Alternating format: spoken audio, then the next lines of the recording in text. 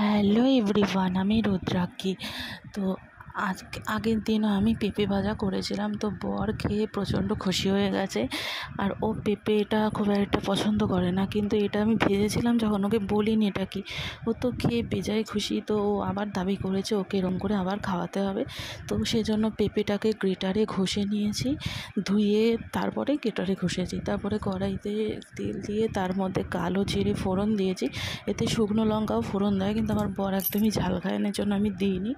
তারপরে আমি পেঁপেটা দিয়ে দিয়েছি, পেঁপেটার মধ্যে নুন আর হলুদ দিয়ে একবারে দিয়ে দিয়েছি। কাঁচা লঙ্কাও দেওয়া যায় চিড়ে, কিন্তু ওই যে বর খায় না, ঝাল লাগবে ওর, সেজন্য আমি দিইনি, কারণ এটা আমি ওর জন্যই বানিয়েছি স্পেশালি।